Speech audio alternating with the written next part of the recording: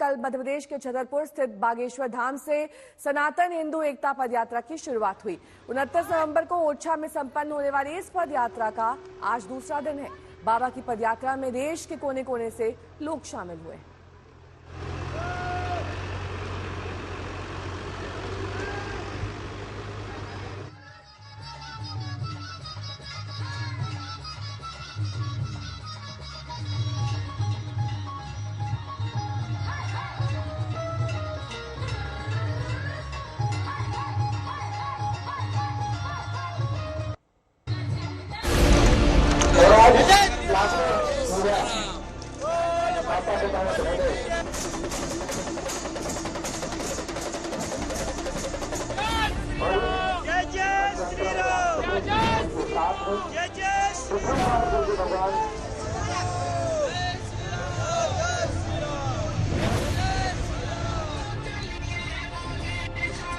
हिंदुत्व की ध्वजा लहरा रही है।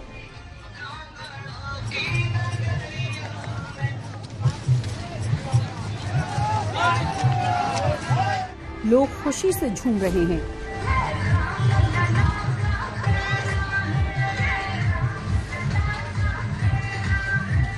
हिंदू राष्ट्र के संकल्प के साथ कारवां बढ़ता जा रहा है।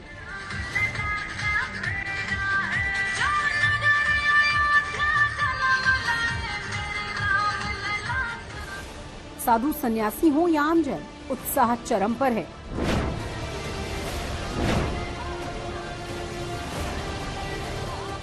ये बागेश्वर धाम के संस्थापक पंडित धीरेन्द्र शास्त्री की सनातन हिंदू एकता पदयात्रा की तस्वीर है। दूर दूर तक देखिए, पूरा रास्ता भगवा रंग से सराबोर है।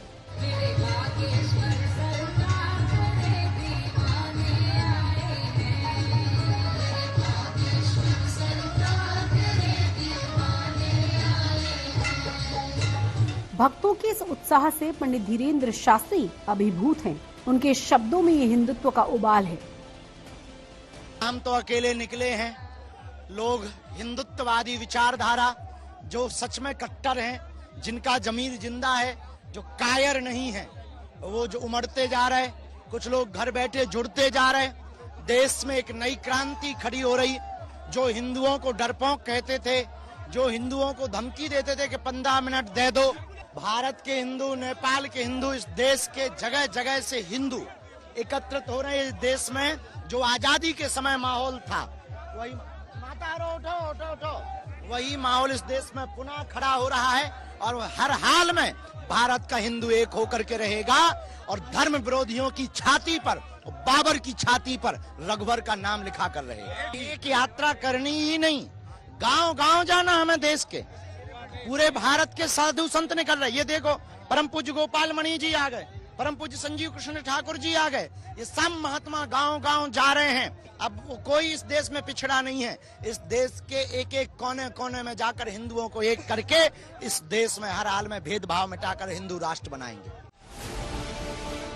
पंडित धीरेन्द्र शास्त्री का आह्वान लोगों को खींच रहा है। तस्वीरें देखिए, बाबा के पैरों पर ये महिला भक्त किस तरह दंडवत हो गई।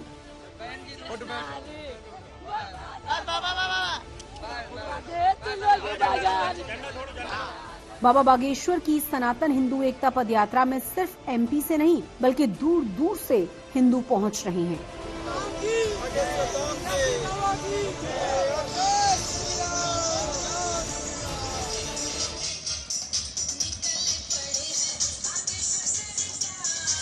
ये यात्रा जो है वो जिस संकल्प के साथ निकली है, उस संकल्प में न केवल मध्य प्रदेश के बल्कि देश के अलग अलग राज्यों से तो लोग पहुंचे ही हैं। इसके साथ ही में नेपाल जैसे पड़ोसी देश के जो लोग हैं वो भी यहाँ पहुंचे हैं और सभी मांग कर रहे हैं कि हिंदू जो है वो एकजुट हो, और इसीलिए इस हिंदू एकता यात्रा में वो शिरकत करने पहुंचे हैं पूरे 9 दिनों के लिए। रवीश पाल सिंह मेरे सहयोगी इस वक्त तमाम जानकारी के साथ सीधे इस पदयात्रा से ही जुड़ गए हैं। रवीश, जिस मकसद के साथ बागेश्वर बाबा ने ये पदयात्रा निकाली है, हिंदुओं को एक करना, एकजुट करना, दूर दराज से लोग पहुंच रहे होंगे, वो मकसद कामयाब होता हुआ दिख रहा है? देखिए, आपको बताने हैं कि अभी तो दूसरा दिन है। जो मकसद है वो सिर्फ ये 9 दिनों की यात्रा तक ही सीमित नहीं है। जिस तरीके से पहले धीरेन्द्र कृष्ण शास्त्री ने बताया है। दरअसल ये एक यात्रा की शुरुआत है जो आने वाले समय में और कई अलग अलग इलाकों तक जाएगी, देश के अलग अलग हिस्सों तक जाएगी और उसके बाद ये यात्रा जो है कहीं ना कहीं तब वो संकल्प जो इन्होंने लिया है हिंदू राष्ट्र का या फिर हिंदू सनातन एकता का, तब कहीं जाके वो संकल्प पूरा होगा, इनका ऐसा कहना है। अभी आप देख सकते हैं दूसरा दिन है इस यात्रा का, उसकी शुरुआत हो चुकी है। पंडित धीरेन्द्र कृष्ण शास्त्री हमारे साथ मौजूद भी हैं। हम एक बार बात करने की कोशिश भी करेंगे उनसे कि उन्हें क्या लगता है कि जिस तरीके से ये पूरी यात्रा निकल रही है और पहला दिन निर्विघ्न रूप से संपन्न हो गया। गुरुजी, पहला दिन निर्विघ्न रूप से संपन्न हो गया। क्या 9 दिनों के बाद ये जो संकल्प आपने लिया है हिंदू एकता का, हिंदू राष्ट्र का, आपको लग रहा है 9 दिनों की यात्रा से पूरा हो पाएगा? 9 दिन की यात्रा से तो नहीं होगा। देश बड़ा है, करोड़ों हिंदू हैं। 100 करोड़ हिंदुओं के देश में अभी भी 1 करोड़ हिंदू सड़क पे नहीं आया। हमारा सपना थोड़ा अलग है, जीने का तरीका और लोगों को जगाने का तरीका अलग है। हम चाहते हैं 100 करोड़ हिंदुओं में कम से कम 1 करोड़ हिंदुओं का तो जमीर जिंदा हो। 1 करोड़ हिंदुओं के अंदर तो निर्भीकता आए।